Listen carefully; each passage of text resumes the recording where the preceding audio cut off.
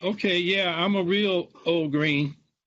I got involved in what we used to call the movement in capital letters in the mid 1960s. 12 years old. Ronald Reagan's running around California to repeal a fair housing law that just passed. So it was clear to me the Republicans were racist. And I watched the Mississippi Freedom Democrats, an integrated state, go to Atlantic City and saw Johnson send Mondale and Humphrey and Joseph Rao, the civil rights lawyer, to tell the Freedom Democrats they'd only get 2 honorary seats, which they rejected. So I'm 12 years old asking, where's my party? And the next year, Johnson escalated in Vietnam, so the anti-war movement became a big deal. And by late 1967, my party came along. It was the Peace and Freedom Party. Peace in Vietnam, freedom for black people. That was the civil rights slogan.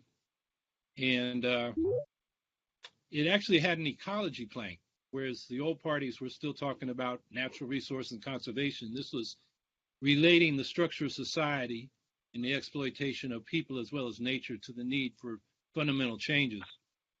And so I, since that time, remained active in independent, progressive politics. The third party in 1972 and 76 was the People's Party. In 1980, it was the Citizens Party. That was Barry Commoner, then the most prominent environmental scientist, who was our presidential candidate. And then because I had been a co-founder of the Clamshell Alliance, and the Clamshell Alliance was invited to the first national meeting to form a Green Party in St. Paul, Minnesota in August 1984, I was sent by the Clamshell Alliance to that meeting, and I've been active in the Green Party ever since.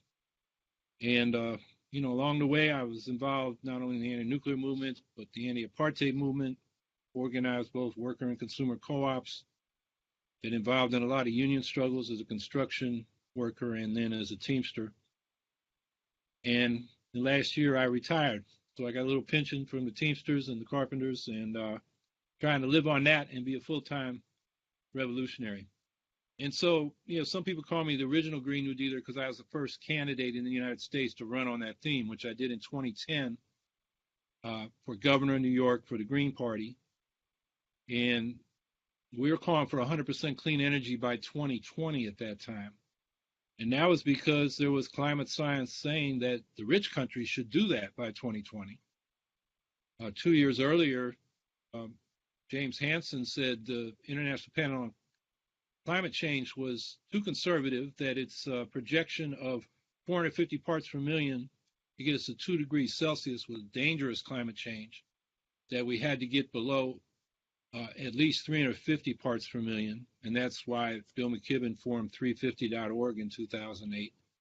So we brought that into the campaign, and we also said, while most of the environmental movement was saying, let's study fracking and use natural gas as a bridge to the renewable future, we were saying, not only should we ban fracking to protect the water, we need to ban it to protect the climate.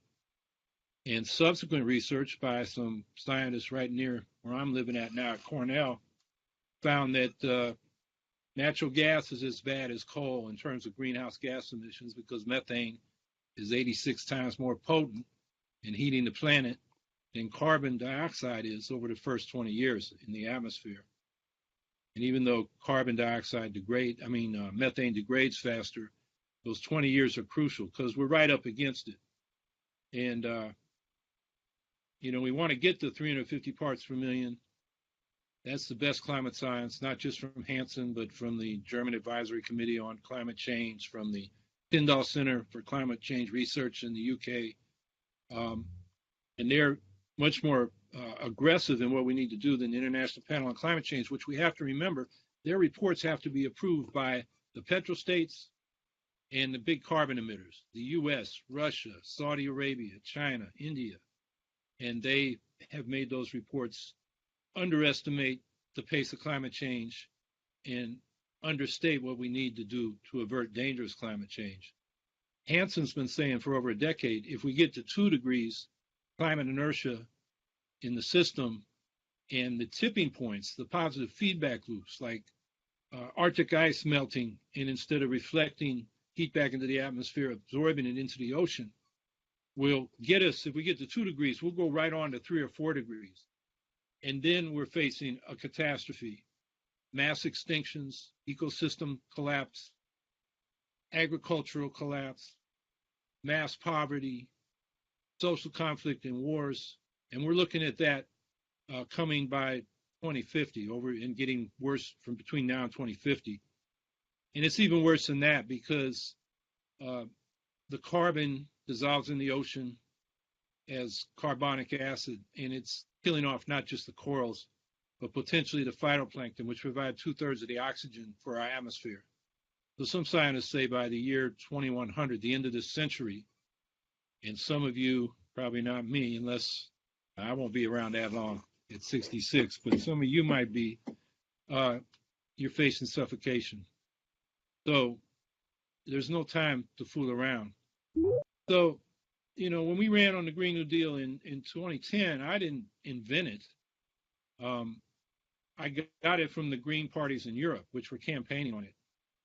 Although actually in 2000, the Green Party had 2 factions back then. The Green Party USA, and I drafted this plank, had a plank calling for a global Green Deal, and instead of a New Deal. And we were talking about using massive investments from demilitarization into clean energy as a way to deal with climate change and global poverty. And so we were thinking about it, you know, even back then. So in 2007, Colin Hines, who is a Green Party advisor and former head of the Greenpeace International Economics Unit, and Larry Elliott, who is the Guardian economics editor, started putting together a plan for a Green New Deal for the Green Party of England and Wales. And they saw the Great Recession, what we call now the Great Recession, coming. So they saw it as a macroeconomic stimulus to get people employed again and using clean energy, which we need to introduce to deal with the climate crisis, as the way to provide that stimulus. Meanwhile, we had the capitalist version of the Green New Deal put out there by Thomas Friedman, the uber capitalist and imperialist columnist at the New York Times. And, you know, he was calling in that first column for an all of the above energy policy like Obama adopted, including ethanol, biodiesel, both of which emit carbon, clean coal. We don't have clean coal, but the idea is you capture the carbon and bury it, and nukes. And he focused on regulations and carbon prices, but no public investment and no link to the economic security programs that we talk about in the Green New Deal. And he returned to it this year when the Green New Deal exploded, when they brought it to Congress and the Sunrise Movement sat in at Pelosi's office.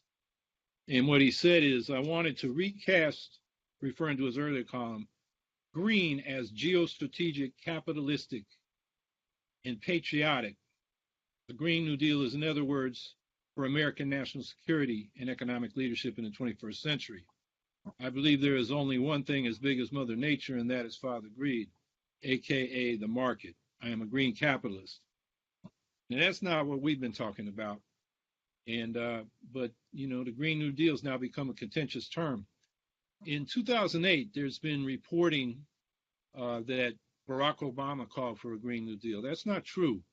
There was an author, Jeff Biggers, who's written many books about Appalachia, and he, in a Huffington Post column that was widely distributed, said that Obama could deal with the racial tensions between black and white working people in Appalachia and the Rust Belt through a Green New Deal. And Obama never used that term, although he did put in his stimulus some money for green energy, which actually worked as a stimulus. So what did happen in 2008 is the Green Party of England and Wales came out with their Green New Deal. Caroline Lucas first touted it in April 2008 with a column in The Guardian called Wanted a Green New Deal. Caroline is, at that time, was a member of the European Parliament. She's now a member of the Parliament in Britain. And it was a program for a government-led job creation and investment program in clean energy.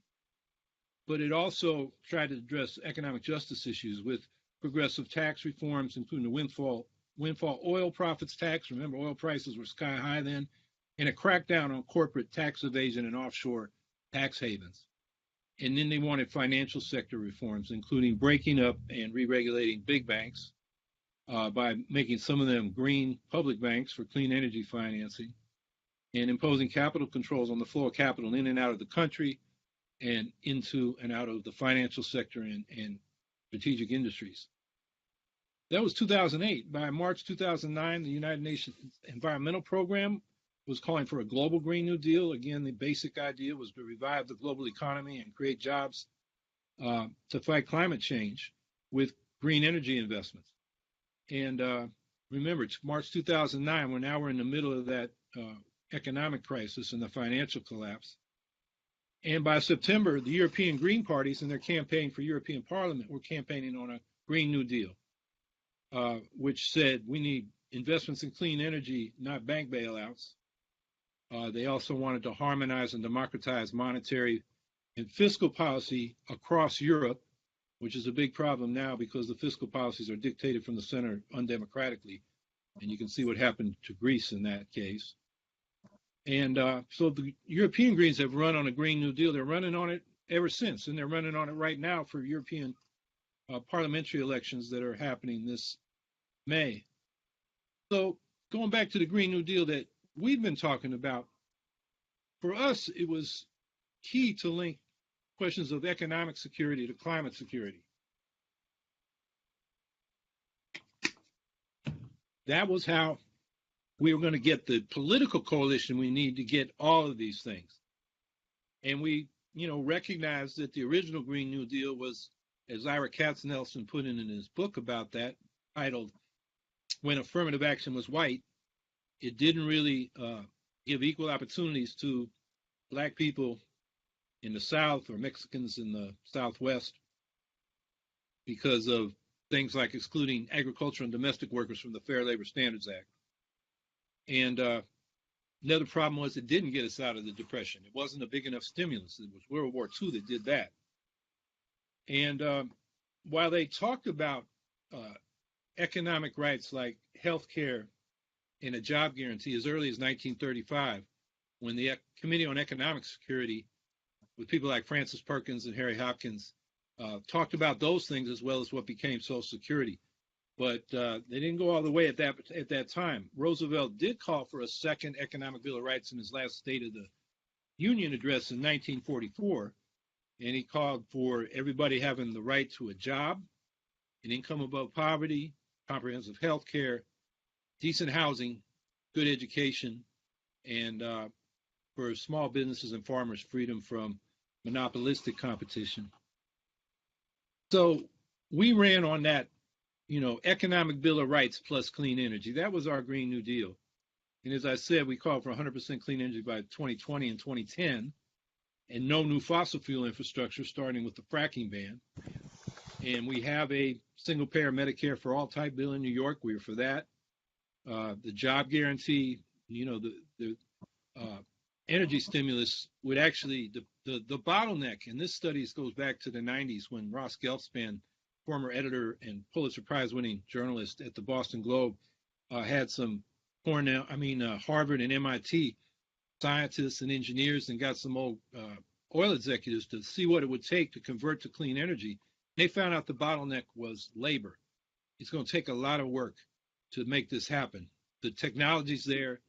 There's capital shouldn't be an issue. It's getting people to do the construction work and the manufacturing work to make this happen.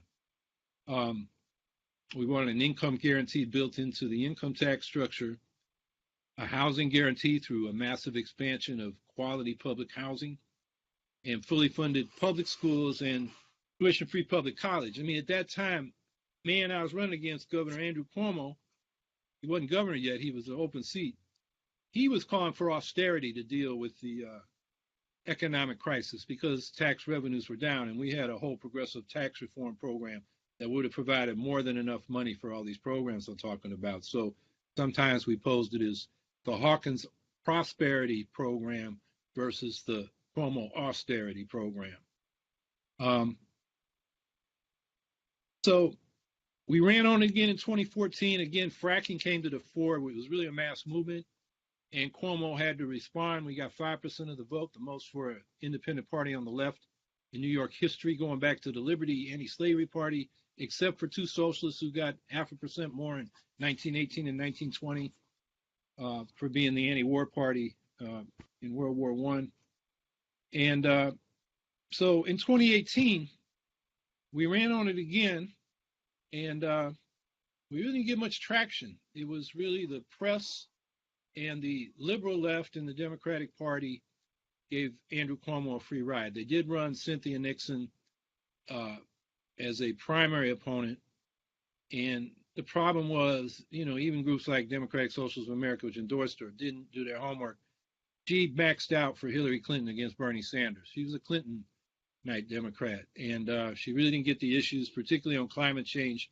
She was backing a bill that says right in it, the goal is 450 parts per million carbon equivalents in the atmosphere, and we don't decarbonize the economy till 2050, which is a climate disaster if that's what we want to do. And she was weak with the grassroots groups that are fighting these frack gas power plants that Cuomo is flooding the states with. We may have a ban on fracking, but he's fully committed to frack gas power plants and subsidizing nuclear power to the tune of $8 billion for 3 plants that Exelon wanted to shut down. Now, ratepayers are giving Exelon $8 billion. And after the election, and the Sunrise Movement sat in at Pelosi's office, and Alexandria Ocasio-Cortez, joined them, and the Green New Deal became something on everybody's lips. Andrew Cuomo came out for a Green New Deal, but it's pathetic. It's really branding of his program to flood the state with frack gas power plants, subsidize the nukes, and do a little bit of clean energy, but far insufficient. And it's worth noting that Andrea Ocasio-Cortez's AOC's campaign manager was V.G. Ramos, who managed a green campaign the year before. That was Jabari Brisport, city council campaign. So we know where they got the idea of the Green New Deal, even though they don't give us credit. But I think, we have to give them props. They've put the issue on the national agenda.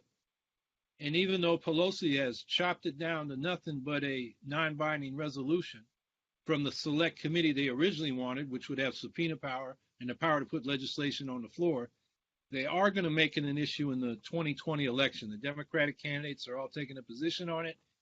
And because we're the original Green New Dealers, a green ticket will have a platform on which to speak about this issue. So those are the good things about it. The problems are, it talks about electricity, power, not energy, when it says 100% by 2030. Well, at the national level, the carbon footprint of electricity is only 28% of the total carbon footprint. So what about the other 72%? That is kind of left vague what they're going to do about it. It says nothing about banning new fossil fuel infrastructure. If we allow these new frack gas power plants, which is mainly what are being built, along with the pipelines to get the gas there, that infrastructure, the investors expect to be using it for 30 or 40 years. It takes us way past the time when we got to stop emitting carbon. It says nothing about nuclear power, which is disappointing because going back to the clamshell alliance days, Markey, the senator, was our go-to guy when he was a congressman, Congressman Ed Markey, when we were dealing with, nuclear issues at the federal level. He wasn't perfect, but he was better than most. And so we got to really keep pushing for this 2030 deadline. And we got to link the energy revolution to these economic rights. And the analogy I like to talk about is what the Black Freedom Movement did in the 1960s, is they moved from what they called civil rights to human rights, which meant dealing with the poverty problem. They, in the March on Washington in 1963 for Jobs and Freedom, called for the Economic Bill of Rights that FDR had, with the important addition that we end discrimination in employment, education, and housing. And then they put that in a budget and a program for Congress. It came out in 1966 called the Freedom Budget. And it's worth noting Green Party people should note that it was the little Socialist Party that organized the March on Washington and was key in developing this freedom budget. A. Philip Randolph, the labor organizer with the Brotherhood of Sleeping Car Porters, Bayard Rustin, the longtime civil rights and anti-war activist, Michael Harrington were all members of the Socialist Party, and it was the YPSLs, the Young People's Socialist League, that organized that historic march. They were the cadre. They organized the buses. They got the leaflets out. They did all that work. They were on the phones. And they were not a big party at that point. You know, it was just a few thousand people. And YPSLs, I don't know what their numbers were, but I doubt it was over 1,000. But they pulled that off. So you young eco-socialists out there should not underestimate what you can do, and given the timeline under which we're facing, what you got to do. Now, the problem with Randolph, Rustin, and Harrington is that they relied on the Democratic Party to get this freedom budget passed. Johnson won in a landslide, and Bayard Rustin wrote a famous article called Front Protest to Politics, where he said the liberal, labor, black coalition now had a permanent majority, and we could implement the economic program through the Democratic Party. And then Johnson escalated in Vietnam, and they were silent. Randolph had been a war resistor, along with Eugene Debs, as a member of the Socialist Party in World War I. Rustin had resisted being inducted in World War II because he said, I'm not going to fight in a segregated army. These war resistors were now silent on the war. And Michael Harrington, they basically pandered to the Democratic hawks and didn't raise that as an issue. And because of that, isolated themselves from the mass anti-war movement, as well as the more radical elements of the Black freedom movement.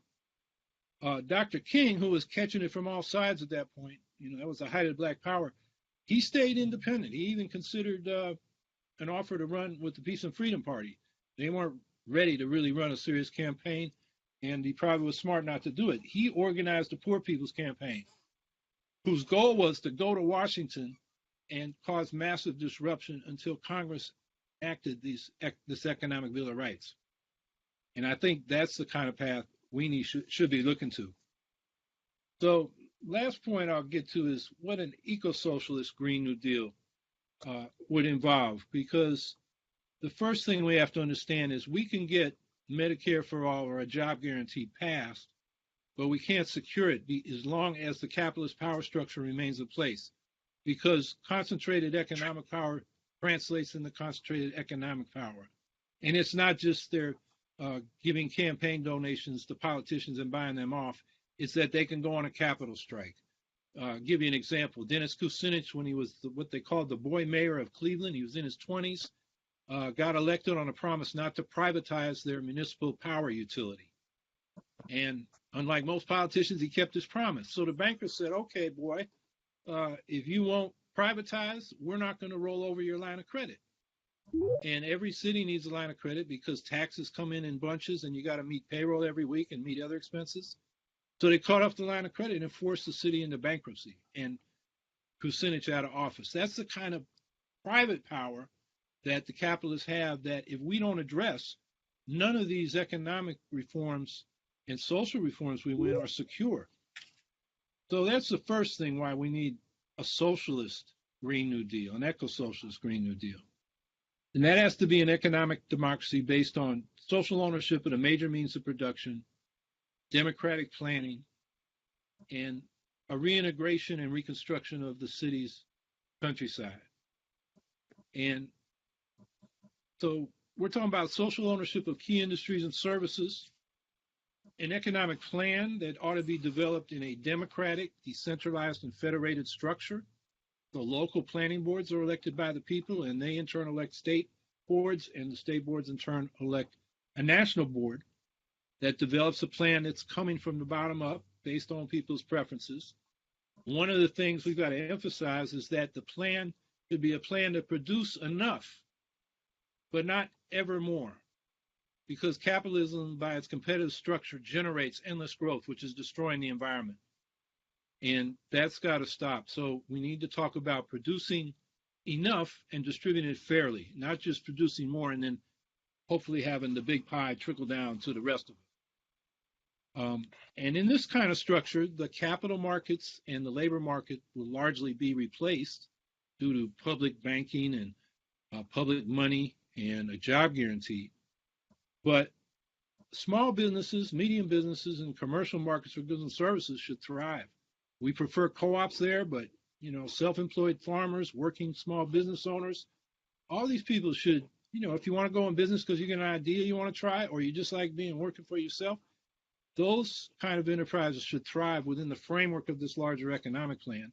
And they should thrive because it will be free from monopolistic competition, because the big industries will be socially owned and they'll be operating at cost for public benefit, not for the private profit of absentee owners. So in the eco-socialist program, we need to start raising the demand to nationalize big oil and gas, because we're never going to get an energy transition as long as ExxonMobil and Chevron and the Koch industries want to extract oil and gas for profit. They're never going to invest their earnings in renewables. We got to make that public. We need a public energy system for our power utilities, because we need that to have effective planning of the transition to 100% clean energy without obstruction from the incumbent generators and distributors of electricity. As I said, we need public money, should be issued, it's right there in the Constitution, by the government, not private banks just creating credits when they extend loans, and then people have to pay it back with interest. In the end, you get debt crises. That creates economic instability. And that reform won't be, that's the old greenback reform from the farmer labor populist movement in the 19th century. We should be issuing greenbacks, not U.S. Federal Reserve notes based on bonding, debt money, or letting banks create it, where they create 97% of the money. And we need public banks to make that system really work, as well as an economic plan, so we know where to put the public money. Another piece of it is we need to talk about rebuilding our cities. We need an urban revolution to create walkable mixed-use neighborhoods, convenient and affordable mass transit that's universally available, not like, say, Atlanta, where the train or whatever they call it down there stops when you get to the suburbs. They don't want the inner city people coming out there. We got to stop that.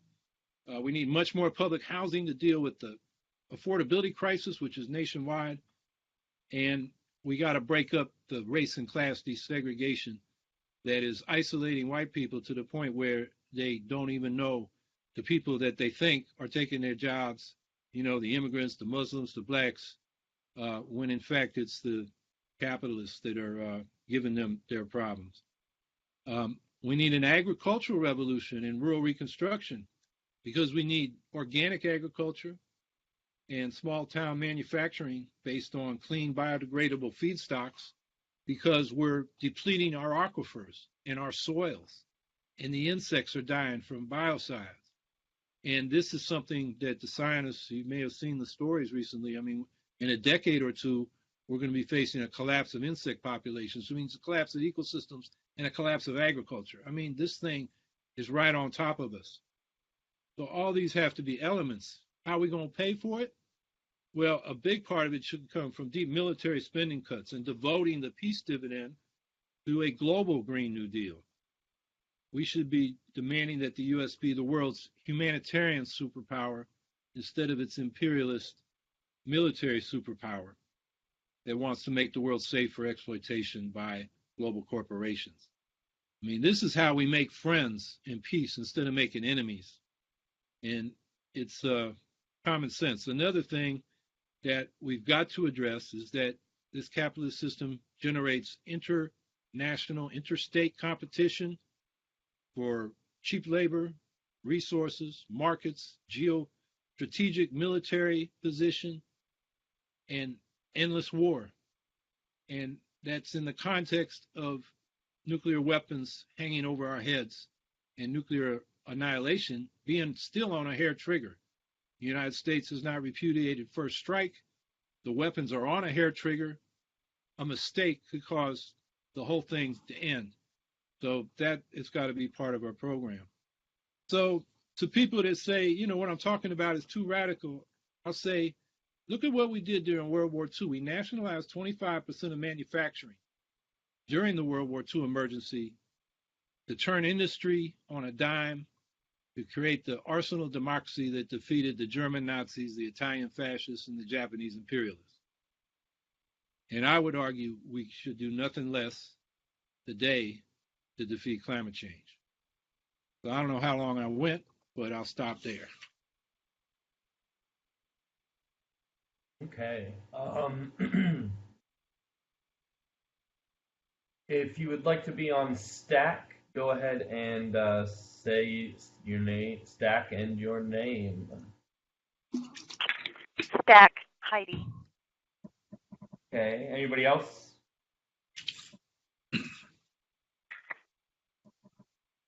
Go ahead. Hi. Thank you. I appreciate you listening to you. It was a great call. And then I also would like to ask about, I don't know, I guess it's, what I am is I'm concerned that I didn't hear information about 5G technology that's being pushed not only on our nation but across the globe. And if people don't realize, I've really been digging into this a lot, and I'm noticing that it's not something that I'm hearing from our candidates who are running for office. And for those who don't know, I encourage you strongly to study the dangers of 5G technology, which is completely different technology than 4G. It's very dangerous. It's been around initially since the 1960s. But the FCC, the former FCC chairman, there is a video of him saying that they were going to skip the testing process, you know, the safety tests and whatnot, because they felt like they got to get this rolled out. There's too many profits to be had and that kind of thing, which I don't buy, knowing that they've already been, you know, DARPA and the military has already been messing with this stuff since the 1960s.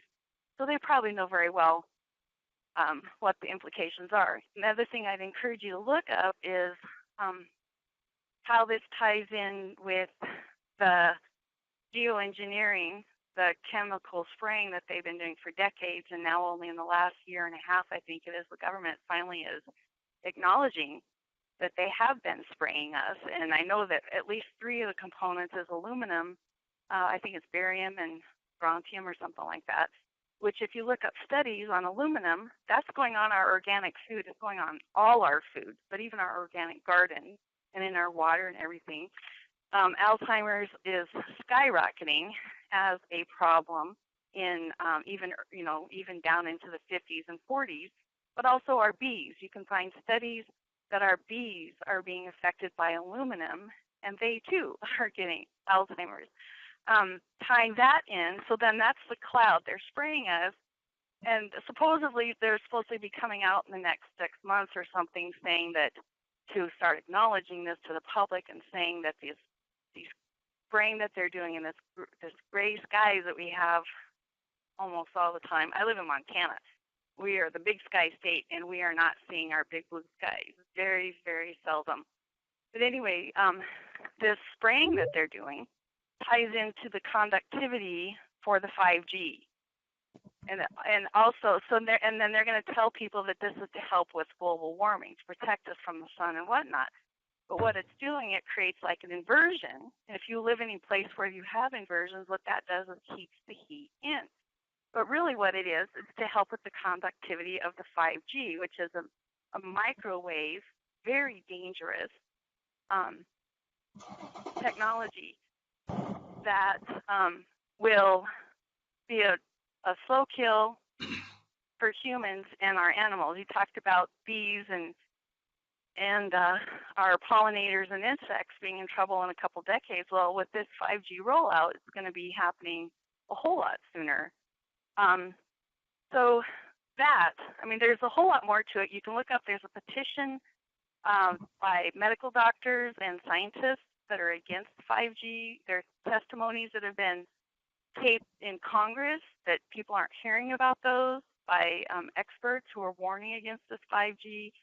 But I'm not, like I said, I live in Montana, and Senator Tester is one of ours, and he started he was pushing this like in his conference calls that they have. They have town halls or whatever, and he just kept calling it broadband, and how this has been over the last year and a half maybe, and convincing people how, well, we've got to get broadband out to all our rural people because they deserve good internet too, and but they just kept using broadband and they would never say 5G. Anyway, if I could just go, but maybe take a look at Bernie Sanders. He has Ro Khanna, who is from Silicon Valley. We got to. So anyway, this is huge. Okay, let's add. We've got to come to an actual question. Okay. Perfect. So here's the question. We should totally have free internet for everybody. Public internet as a utility. It's not about free internet. This is dangerous. We don't need this technology. You guys really need to study it. This isn't about free internet. This technology can be weaponized easily. This technology is being tied into pushing people into smart cities and having everything tied on your home security systems, your heating system, and everything tied to the smart technology, which the problem is can be controlled remotely by other people. I mean, this is crazy. If you haven't read the book 1984, I mean, this is I've never imagined I would see something like. So here's my concern about the Green Party. I'm not hearing anybody address this. And if you look at the Green New Deal that rolled out, it is laced with corporatist. I mean, it's a farce. This Green New Deal is a total farce. One of the things it is pushing will be this 5G technology, pushing people into smart cities, which you need to look up. Please study this stuff. This is very dangerous. It's not just, and it contributes to global warming. So my question is, who in the Green Party is talking about this, addressing it, and coming out against it? Okay, anybody else want on stack before we move on that question? Yeah. Stack, Ken, Craig. Stack. Who is that? Kentron, Stack. Ken, anyone else?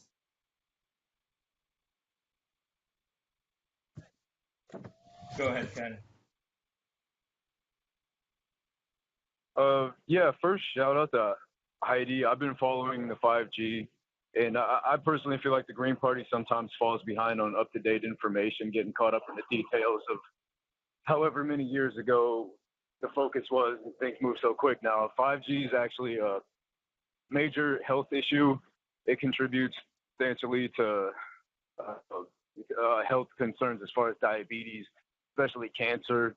I think it was the city of Manila or somewhere like that recently banned 5G from being implemented there. So there are active governments opposing and disbanding it. As far as the United States of America goes, they are rolling it out here and there.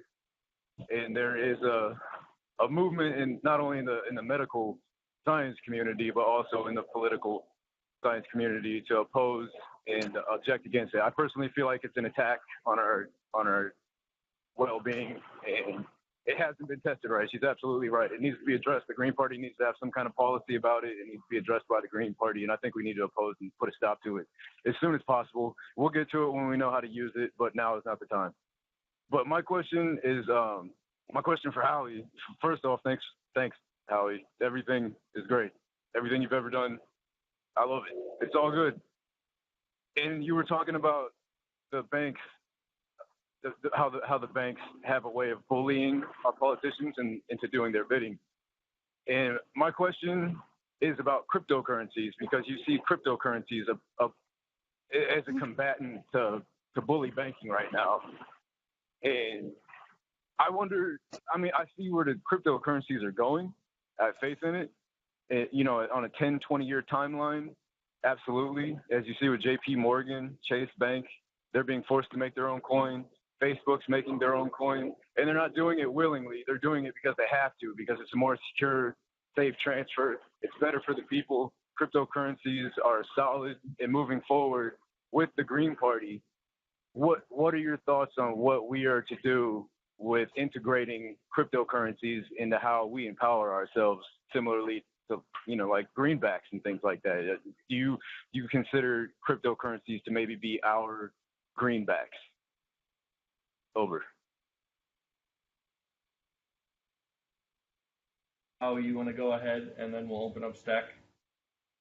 Yeah, I think there are issues with 5G. There are peer-reviewed studies in academic journals raising concerns, and it's something that Green Party people have spoken out about. I have. Jill Stein did in 2016.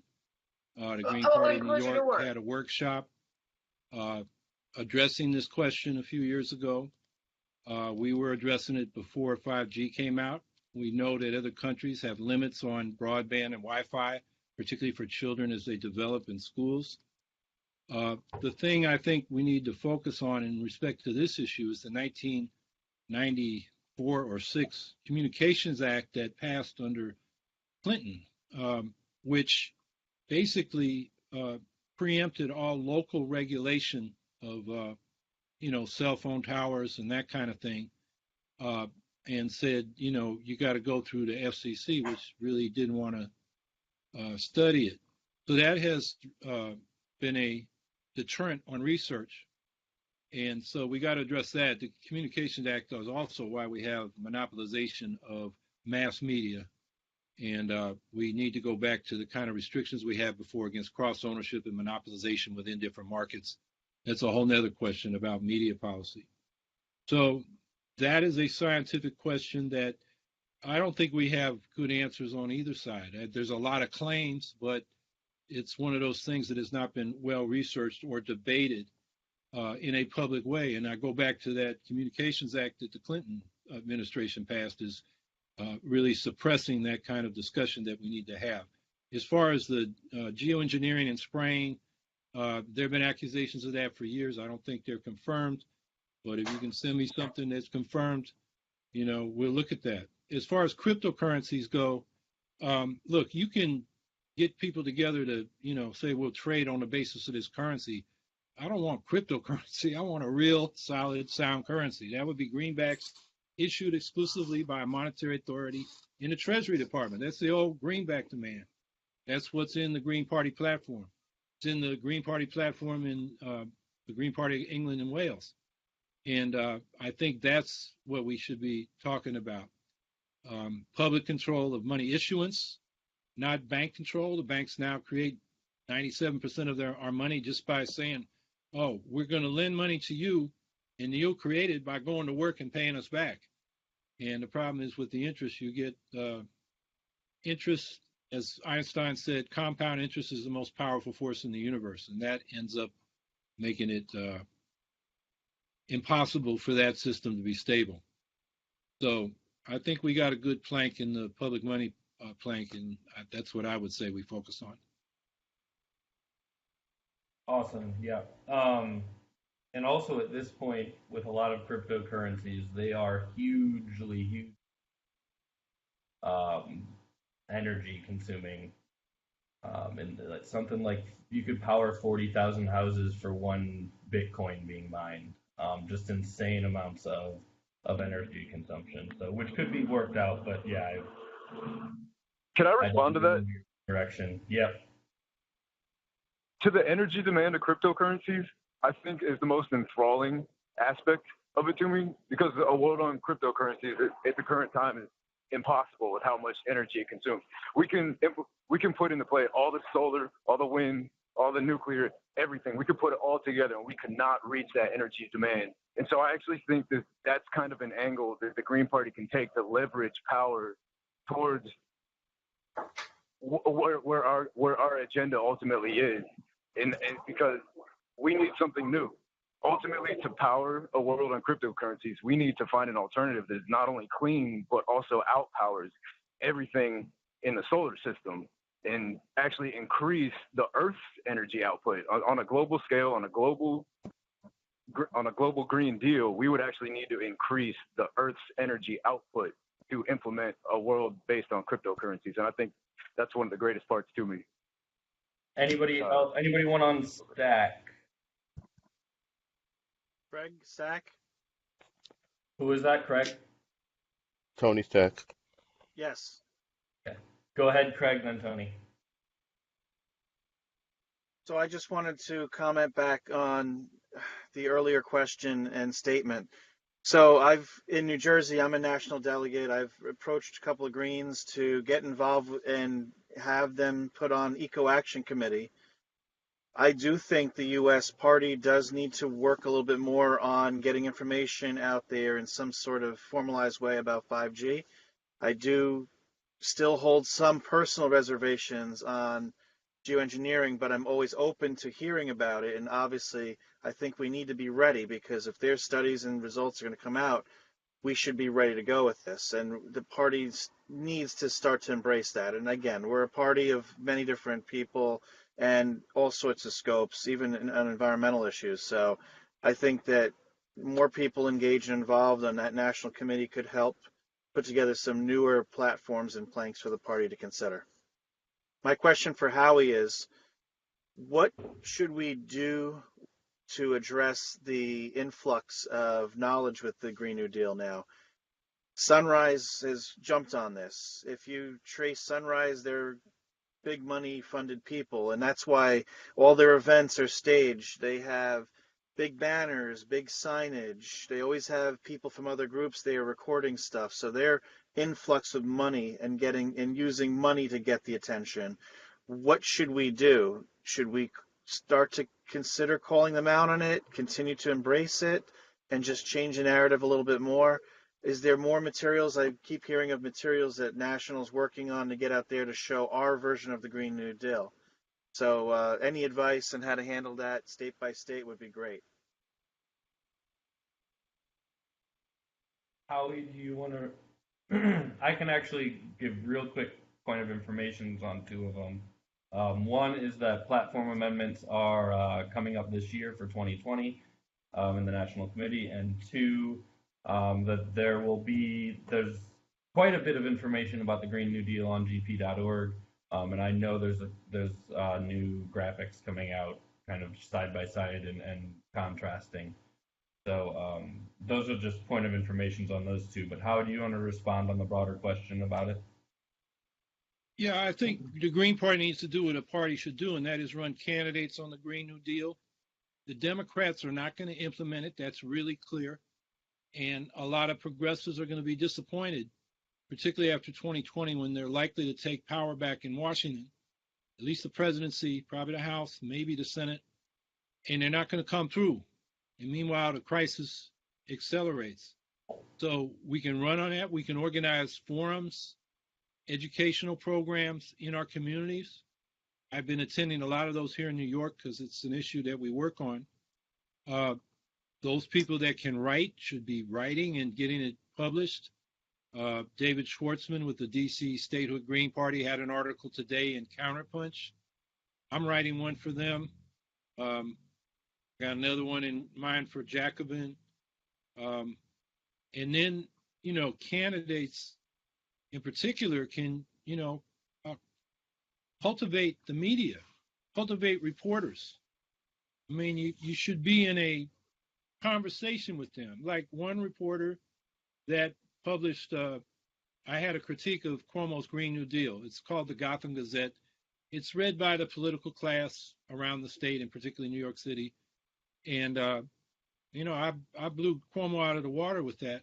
Well, today he had an article about public campaign financing, which the Democrats are not even going to do that now. But there was some statements by the Speaker of the Assembly who said, we're going to do it without public money. Like, what? What the hell is he talking about?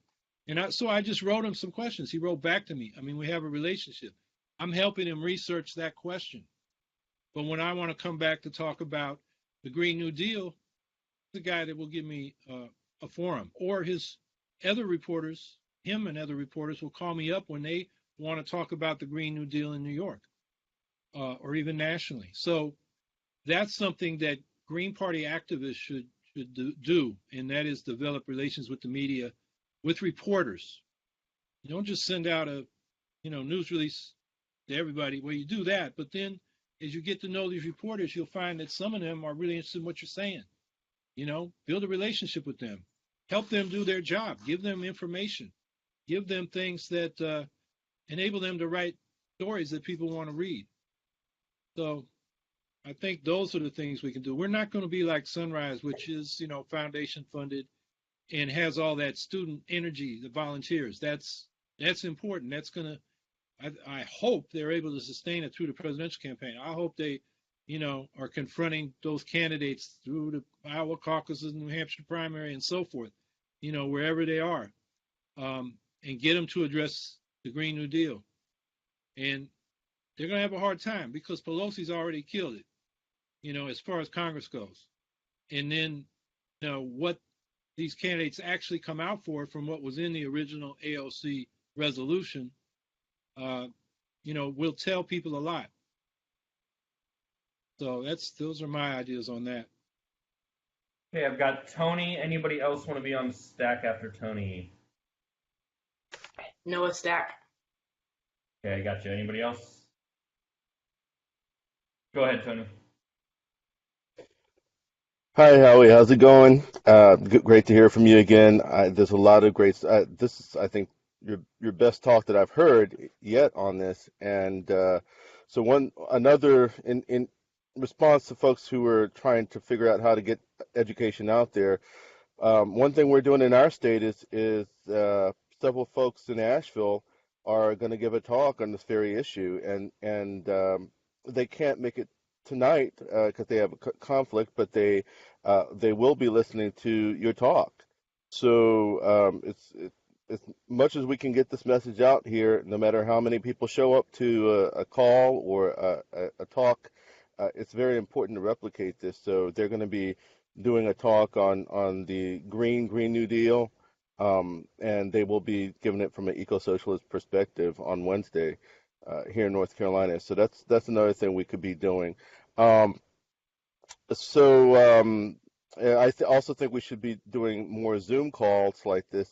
Blue Jeans, I'm not sure if you have to pay for, but on the lower end, Zoom, you can have up to about 20 people or so with no bandwidth issues, and if we do better than that, then you're doing great. So that's another possibility for folks to do, and it's a good way for working people with kids to get involved in education without having to feel like you gotta make everybody come to one place at one time. So just putting those ideas out there.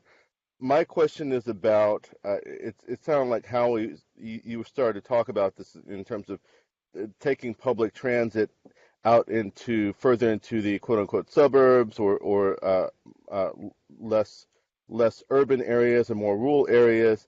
What do you think about the idea of a mass super railway system, like a national super railway system that is wholly possible, especially in the context of all of these Ford and GM plants that are shutting down, and a lot of folks who build cars are even on assembly line are very skilled workers. And what do you think about the possibility of that becoming part of a national Green New Deal platform, and what are your thoughts on that? Over. Yeah, the auto workers, there's a caucus of them called the Auto Workers Caravan out in Detroit. And when the crisis hit in 2008, they did a caravan down to Washington demanding that the bailout that was, this is probably going into 2009, the bailout that the Obama administration was providing to GM and Chrysler should be used to convert a lot of the manufacturing plant to developing electric cars and railroads of different kinds. I think we need to look at, you've got intra-urban mass transit, and with the Uber type software platforms developing, and we may be getting to the self-driving car, it may be the most economical way to have mass transit locally within urban areas is to have that operated as a public utility. There's already Uber and and Lyft and those other people talking about making that a public utility in New York City, and then they'd be organized as a co-op that contract with the software platform as a worker co-op. That may be the best way to do intra-urban mass transit, although buses, we should be electric, and rail services, everywhere they build those city, trolley systems, they get more usage than they project when they plan them. I think one thing we've lost is they used to call them the interurbans. They were narrow gauge railways that were for intermediate sized trips, 30, 10 to 30, 40, 50 miles. And here in New York, when the trolleys were built, basically in 10 years in all the cities when we got alternating current, and then they started building interurbans, which ran from the 1890s to the 1930s. Unfortunately, the state then bought up those rights of ways and built roads, and the auto companies loved that because they could sell cars. But that's another relatively economical and convenient way of mass transit. And then as far as the larger trips, one of the biggest polluters and the hardest ones to get to clean energy are, air traffic.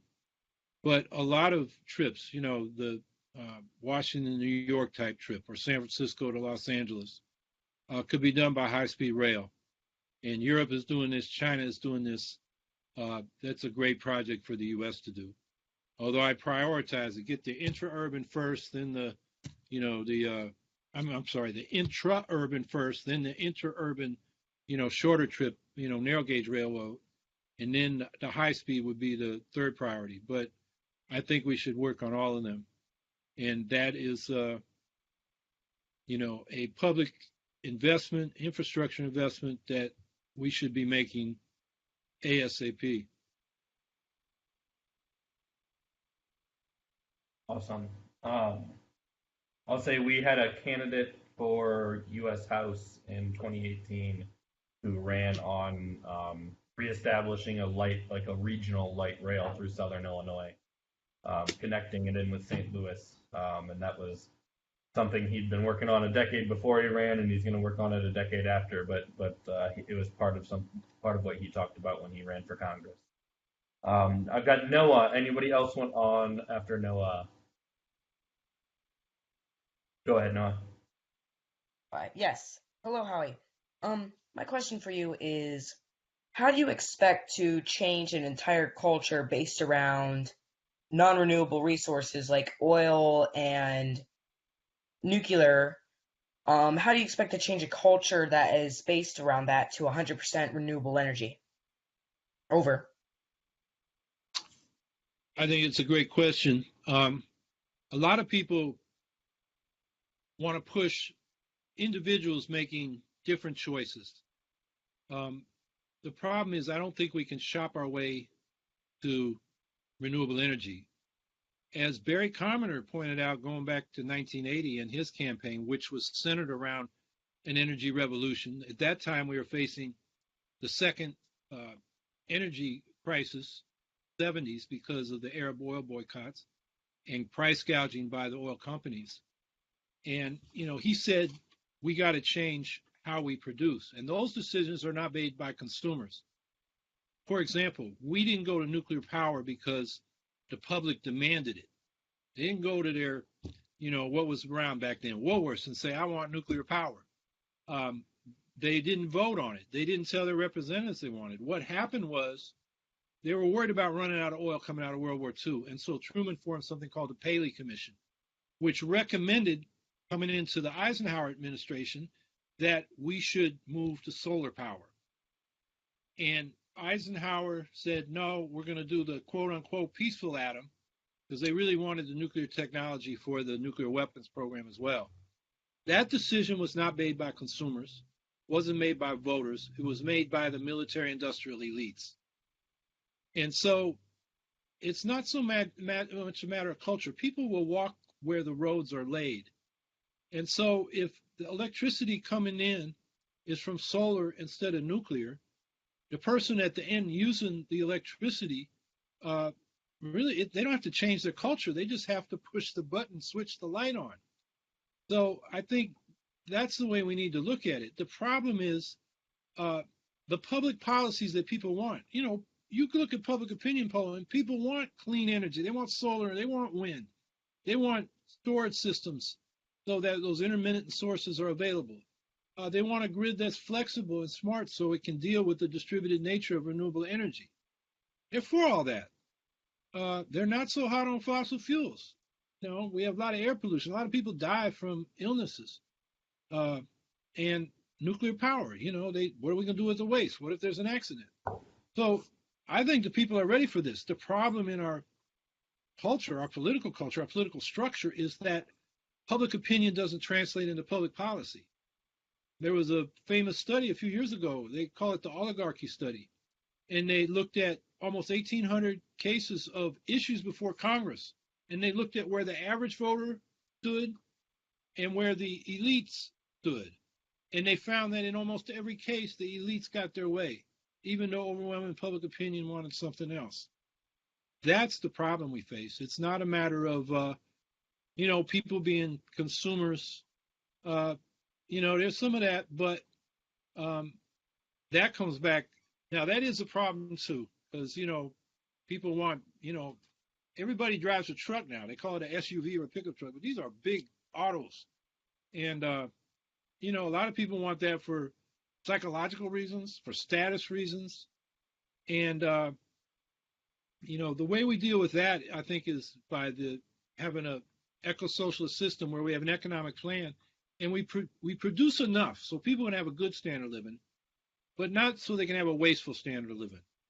And, you know, then that would take the incentives away from having these status symbols. And, you know, a lot of that, there was a Green in Germany called Rudolf Barrow, and he wrote a critique of East Germany called The Alternative. And then, you know, he got in trouble and he got exiled and he joined the German Greens.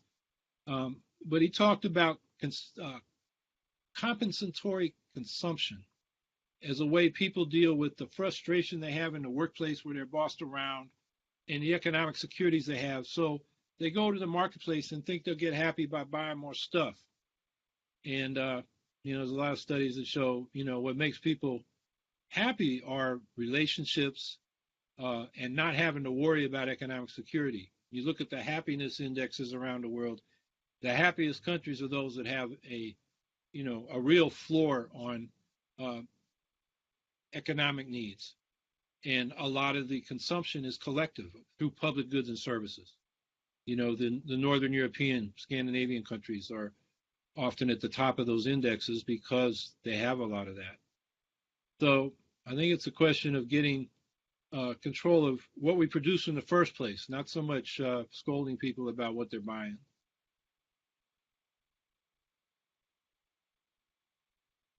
I'm going to put myself on stack. Anybody else want on stack? Nope. So your response to Noah's question brought me back to a note I made earlier. But basically, you know, that it's going to take a lot of work to get there. And I think that's a key part of, you know, Greens are kind of pigeonholed in a way of being seen as an environmental group, and we certainly do have that. You know, that's one of our pillars. So yeah, it's part of us. But you know, the way you talked about the transition away from fossil fuels and to renewable energy, I mean, that transition is helping solve the economic problems. But I think it's really important that you know, you focus in on that side as well, and not just have the, you know, AOCs became just a green, like it became an environmental thing. All of the economics were kind of taken out of, you know, what they lifted from us. So I wanted to know if you could go a little more to, you know, kind of how that transition works. And, you know, you have a lot of articulation on the actual transition that is kind of rare, that I really enjoy, and also the articulation about the peace deficit. and how that can be used. I talked with Jill quite a bit about, okay, we're cutting military spending. The next thing we need to do is actually talk about how we use that, and we can't just cut and run and bail, and your global view of that. But yeah, if you could go a little bit more into the work side, that'd be cool. Over.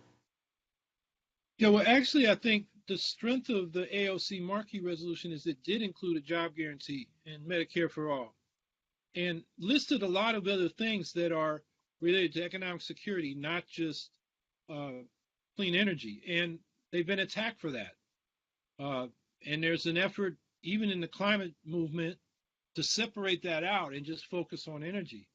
And as I argued earlier, we are not going to build a political coalition to get there unless we link climate security and economic security. We've had recent examples of that. The near ban, there was a big limit on fracking in Colorado, defeated in a referendum in November. The carbon tax in Washington State, defeated in a referendum in November. And in both cases, the fossil fuel industry was able to pit jobs versus the environment. And we got to say jobs and the environment. In fact, jobs are the way to save the environment, clean energy jobs. That's the kind of slogan we need to put out there, and we need to really attack. And there's plenty of good data on this and graphics. I mean, this stuff should be shared. For example, Robert Poland at the UMass Amherst Political Economy Research Institute has a nice graph of how many jobs per dollar invested for different forms of energy. And the renewables are at the top, and the coal and gas are at the bottom, and the nukes. So, that's the kind of meme we can put out on social media. So I think that's a strength. And there's another point I was getting to, but I lost it. I lost it. Anybody else want to be on stack? Nope. Okay. Well, thank you very much for coming on, Howie. Thanks for having me. It was great to have you on. I'll share the video out with you as soon as I get it done, and we will be back here in 2 weeks with Bruce Dixon talking about reparations. So that should be a good call. I'm excited to have Bruce on 9:15 on Monday the 25th. So have a good night, everybody. Thank you again, Howie. Hey, Chris.